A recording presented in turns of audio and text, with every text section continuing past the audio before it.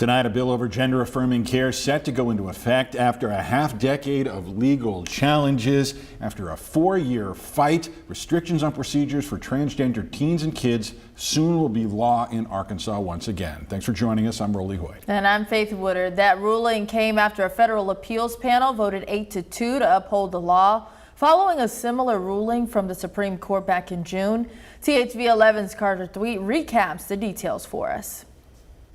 Well, the court in question here is the 8th Circuit Court of Appeals, and that law that they okayed, it's known as the SAFE Act, which stands for Save Adolescents from Experimentation.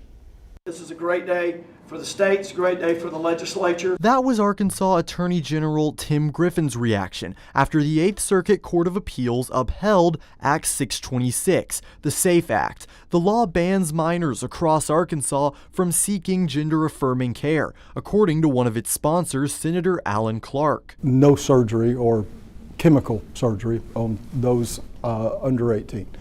And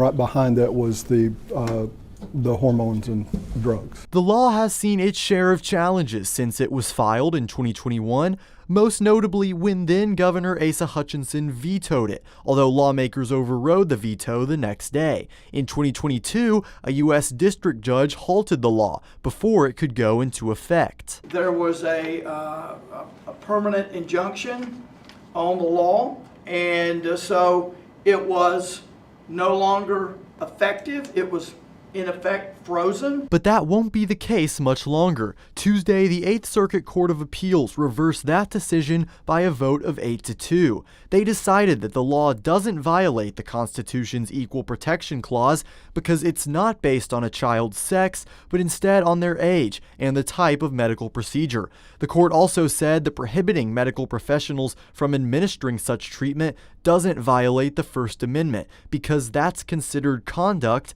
not speech. This is a pretty strong statement backed up by the United States Supreme Court. That Supreme Court case Griffin refers to Williams versus Skirmetti, where the High Court upheld Tennessee's ban. That essentially directed the judges in the Arkansas case to rule the way that they did today. Meanwhile, the ACLU, who represented the transgender kids and their families, called the court's decision today, quote, tragically unjust, and said it will harm children.